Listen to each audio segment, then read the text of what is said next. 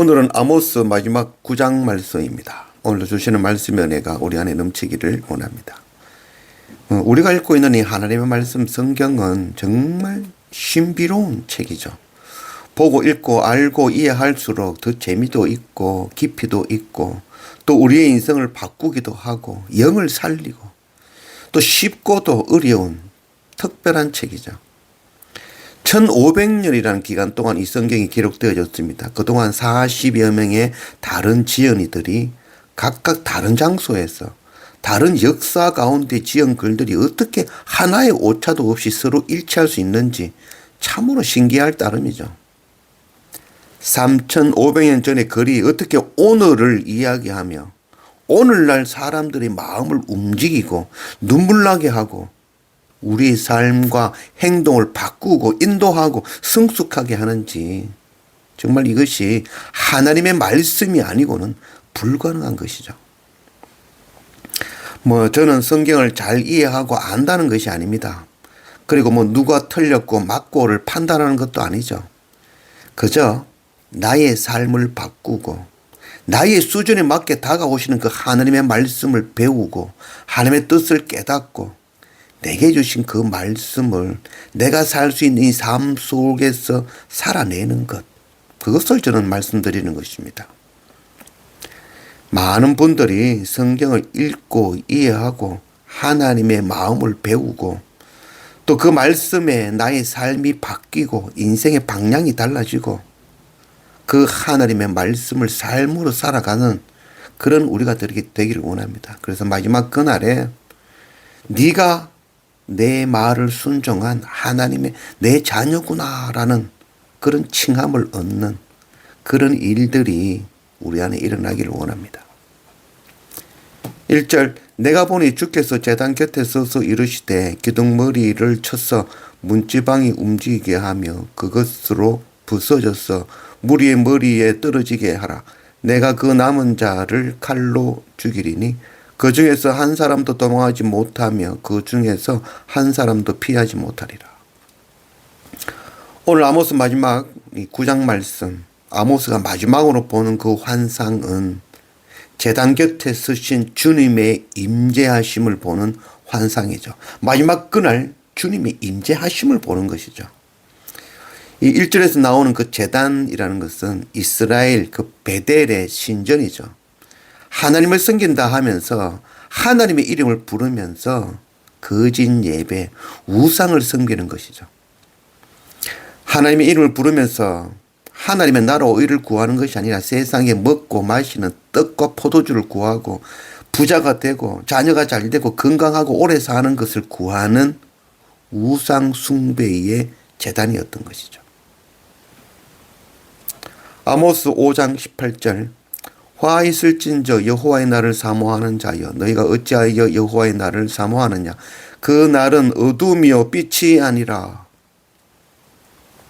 하나님의 이름을 부르며 하나님을 섬기며 하나님께 예배하며 정성과 시간과 삶을 들여 열심히 섬기며 마지막 그날 여호와의 날을 사모하며 주님 어서 오십시오 하였는데 막상 그날이 구원의 날이 아니라 빛의 날이 아니라 어두운 심판의 날이었던 것이죠. 하나님의 이름을 구하며 예배하며 찬양하였지만 그 예배와 찬양을 하나님께 받으시지 않았던 것이죠. 하나님을 섬긴 것이 아니라 우상을 섬긴 것이었답니다. 4절 그 원수 앞에 사로잡혀 갈지라도 내가 거기에서 칼을 명령하여 죽이게 할 것이라. 내가 그들에게 주목하여 화를 내리고 복을 내리지 아니하리라 하시니라. 하나님께서 화를 내고 칼로 죽이고 이렇게 기록하고 있죠. 그러나 하나님께서는 화를 내고 칼로 죽이시는 분이 아니라 구원하시는 분이죠. 우리가 하나님의 말씀을 이해하지 못하고 있는 거죠.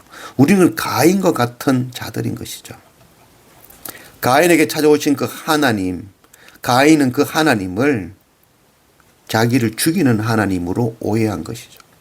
그러나 하나님은 가인을 구원하기 위해 찾아오신 분이셨던 것이죠. 하나님을 떠나 하나님 없는 사람을 하나님께서는 살게 하실 수 없습니다. 생명이 바로 하나님이기 때문인 것이죠.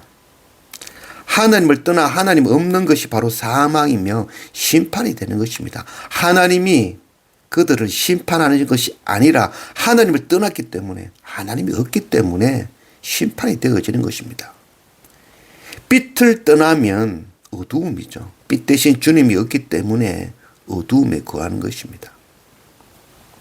그러나 사람들은 그 원죄적 세계관을 가진 사람, 하나님 없이 스스로 살 수 있다 여기는 가인과 같은 사람의 눈에는 하나님께서 벌을 내리시고 저주하시고 병을 주시고 사업을 망하게 하시며 시험에 떨어지게 하시고 기둥머리를 치시고 끝까지 추적하여 잡아 죽이시는 분으로 오해하는 것입니다. 악인들은 끝날에도 자기 스스로 의롭다 하며 자기의 죄로 인하여 하나님을 떠남으로 죽는다는 것을, 심판받는다는 것을 깨닫지 못하고 바깥 어두운 곳에 쫓겨나 하나님을 원망하며 죽어갈 것입니다. 죄는 하나님을 떠나 하나님이 없는 것입니다. 13절 여호와의 말씀이니라. 보라, 날이 이를지라. 그때에 파종하는 자가 곡식 추수하는 자의 뒤를 이으며 포도를 밟는 자가 씨 뿌리는 자의 뒤를 이으며 산들은 단 포도주를 흘리며 작은 산들은 녹으리라. 마지막 그 날은 반드시 이를 것입니다. 심판을 피하는 것이 구원이 아닙니다. 그 날에 하나님을 떠나 스스로 의롭다 하며 스스로 살 수 있다고 여기며 사는 이들에게는 심판의 날이 되는 것입니다. 그러나 자기 죄를 깨닫고 두렵고 떨림으로 입을 가리고 하나님께 돌이킨 자는 그 하나님 아버지의 긍휼의 옷을 입고 자녀의 반지를 받아 천국 잔치에 참여하는 구원의 날이 될 것입니다. 14절 내가 내 백성 이스라엘이 사로잡힌 것을 돌이키리니 그들이 황폐한 성읍을 건축하여 거주하며 포도원들을 가꾸고 그 포도주를 마시며 과원들을 만들고 그 열매를 먹으리라. 내가 그들을 그들의 땅에 심으리니 그들이 내가 준 땅에서 다시 뽑히지 아니하리라. 네 하나님 여호와의 말씀이니라. 하나님께서 사로잡힌 이스라엘을 돌이켜 주신다는 것이죠. 그 날에 자기 죄를 깨닫고 날마다 말씀과 예배 앞에 엎드리며 십자가 앞에 날마다 자신을 쳐 죽이며 자기 십자가 지고 하나님의 나라와 공의와 정의를 구하는 그들에게는 구원의 하나님으로 임할 것입니다.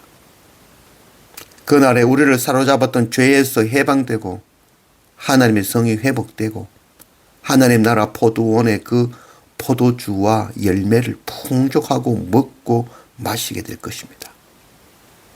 마지막 주님 다시 임재하시는 그 날에 구원의 하나님을 만나는 그런 우리 모두가 되기를 원합니다.